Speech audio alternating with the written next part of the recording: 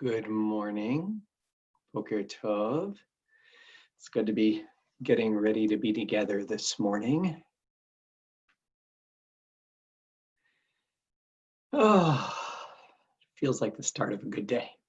I hope it feels that way to you too. Even a good day with technology would be nice.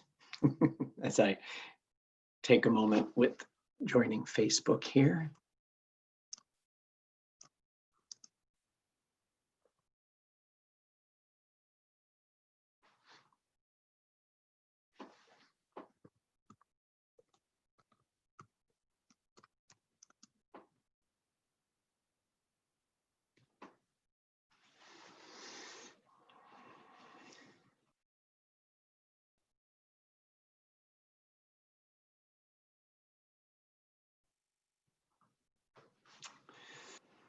Oh, as we get ready to start, it's just really nice to see everybody's chats, to see a little bit with everybody.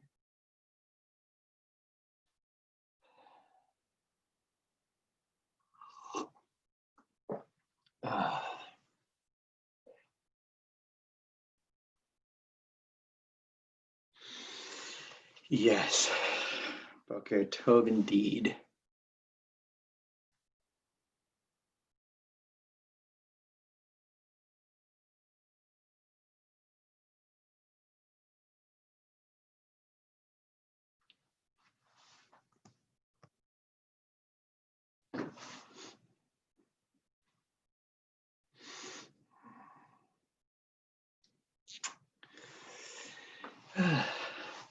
Well, Boker Tov and good morning.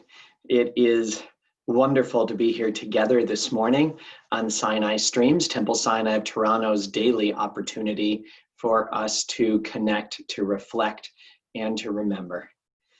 On Friday mornings, I tend to try to focus a little more widely, focus on the wider world, which feels like a challenging thing to do these days. You know, to focus on the world, since this viral outbreak seems to be our primary lens, seems to be the way in which we see the larger picture. And while I will be looking a bit through it this morning, I don't want it to obscure other things that I might feel that we might sense or learn as we try to connect beyond just this moment. In the last number of days, there have been two different announcements or moments that really struck me. One of them yesterday was the announcement by the URJ, by the Union for Reform Judaism, the parent body of Reform congregations, especially in North America, that sadly this summer, our 15 URJ summer overnight camps, including Camp George, will not be running. They took it upon themselves to make a hard decision and to say that even while there is still some hope for some later part of the summer, that it was more responsible to take a stand and to say with the safety and the future of our children in mind, and thinking about every summer, not just this summer, that they would make this painful decision. And I admit I was saddened and at the same time not surprised, being aware of the time frame it's going to take, the kind of patience we will need to hold on to in order to move out of the current lockdown type situation in a reasonably safe way. And so while many Jewish camps and other camps have not yet made similar announcements, it made a real impact on me, both for the children of our community and what it means for children everywhere right now, that this summer is going to be that different. In the same time frame, announcements were made in Israel as they've progressed a little further along the path of this outbreak, having taken steps earlier and more strictly about limitations in social distancing, announcing that they were getting ready to reopen daycare centers in Israel, and the youngest grades first. And while there's no question that this virus affects older people in a much more severe way than young children, there was a powerful pushback by families who said, how much don't you know? No one is suggesting that this virus is the one virus we've ever discovered yet that doesn't affect children or can't be passed on by children, and we know this. And so families said, of course we want to be out of our homes, but at what cost?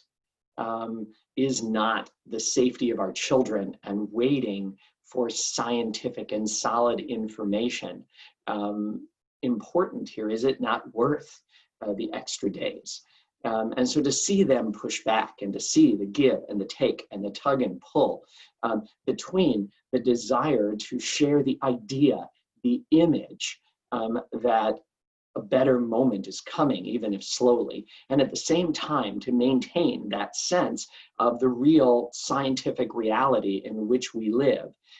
That balance was really at the key, at the core, it seemed to me, of both of these kinds of decisions.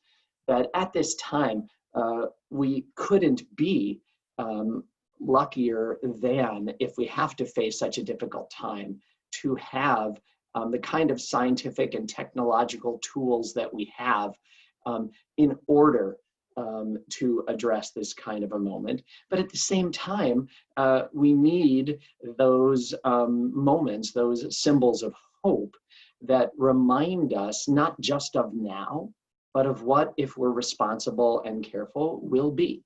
I mean, reading those things made me want to do something I've wanted to do a number of days while we're together. And that's this, right? Here I am, this is me, just like I am each morning, standing in my family room in front of a green tablecloth. Am I in the chapel? No, I'm not in the chapel. And yet, to see the chapel every morning helps me to feel that our connection that we have is as significant as it is. Helps me know something that in no way changes any kind of scientific or medical facts, but that is real to my internal life. I mean, in fact, this morning, I really need to stop in the sanctuary for a moment, because a beautiful example of this need and reality comes from the fact that this morning, among the names I'll be reading at Kaddish time, each of which is ultimately important, is the name of Winnie Posner, whose yortzeit fell this week. And Winnie and Sam loved this sanctuary, but I don't think it was the decor, right? In fact, they and the people who build our community and the people who build our lives, they are our sanctuary, not these spaces.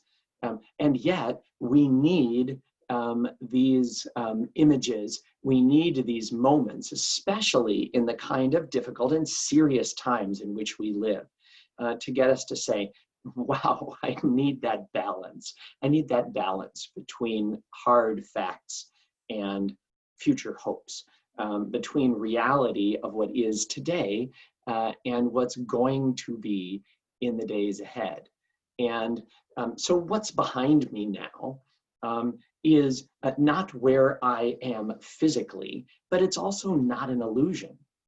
It, like so many things that we need at this time, is a reminder of the real connectedness that we have for one another, of how we're able, if not to hold each other's hands or give each other a hug, but how we're able to think about each other, to hold each other in our minds and hearts and care for one another, especially those who are more directly affected by what's going on. In the days ahead, there are going to be, for each of us individually, for our society, for our world, so many serious decisions. I hope that leaders will display the care and the values of the camps of our reform movement. I hope people will, in a strong and respectful way, stand up for protecting their families and demanding the level of information that's needed in order to keep us safe. And at the same time, I hope we will understand that we need not illusions, not false hopes, but a recognition of what it means to still have the connections we have with one another, to still have the opportunity for us to share love and moments and hope and prayer and future and memories and all those things that no matter what our physical situation in the world are just as important in our ability to be healthy and whole in a world that whatever its moment is far from perfect.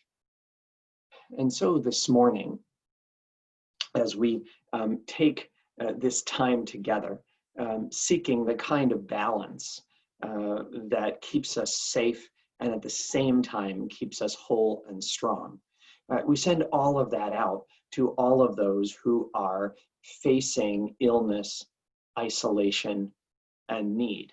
As we turn to our prayer of refuah, our prayer for healing, I have in mind so many families that I know about and those that I don't, those with whom I've spoken and those merely where we're in each other's thoughts, who are isolated in this moment, who are facing serious illness or the last moments of a life, and who need to be, we need to keep them in our sanctuary. We need to hold on to them at this moment, and likewise to care for and offer our prayer and strength and our direct active connection for those we know of who are on the front lines and doing everything that's needed in order to give us the chance to move forward in a healthy and safe way. It's for all of them that we turn to these words today of refuah. Mishu berach avotenu Avraham, Yitzchak, v'Yaakov, v'imotenu Sarah, Rivka, Leah, v'Rachel, hu yerapeh et kol makotenu.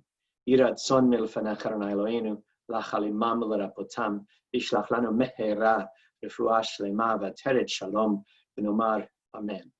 May the one who blessed our ancestors bless and heal all who suffer. May it be the divine will to provide healing and strength. Reveal to us the holiness of life, the wholeness of shalom, and together we say, amen. And so now, as we take this moment to remember, we remember those in our family, those in our circle of friends, those in our community who have died in recent days and weeks, those who died in years past at this season, and those whom we take into our hearts with our own. This morning, we remember those who died in the past 30 days. Our hearts go out to the families of Harvey Leopold, George Bernard, Lauren Barsky, Hannah Glatter, Ruth Kellman, Marcia Mason, Pauline Milrad, and we remember all 22 of the victims of the mass shooting in Nova Scotia. And on your site this weekend, on this day, the 7th day of ER, the 1st of May, we remember Joseph Adelson, Jack Cohen, Molly Krakauer, Bernard Friedland, Lee Hecht, Morris Kligman, Bessie Newman-Meloff, Winnie Posner, Edward Rubin, Meyer Sharoni, Helen Shear. Zichronam Livracha. May their memories be an enduring blessing to us as we turn together to words sanctified by memory, words glorified by hope in the Kaddish Yatom. Yit Gadal v'yit Kadash Shemei Rabbah, be'alma divarach Yerutei v'yamlich malchutei, v'chayechon v'yomechon, v'chaye dechol Beit Yisrael, ba'agalah u'vizman kariv v'imru. Amen. Yehe Shmei Rabbah mevarach le'alam u'lalmei almaya, yit barach v'yishtabach v'yit pa'ar v'yit romam v'yit naseh, v'yit hadar v'yit aleh v'yit halal shemei dekudesha barichu. Le'ela min kol birchata v'shirata, tushbechata v'nechemata, le'amiran be'alma v'imru. Amen.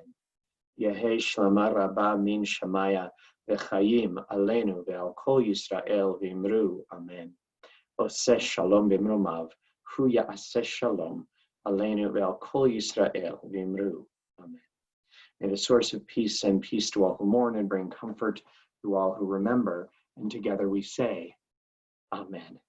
A donation has been made this morning in memory of Winnie Posner on her Yort site.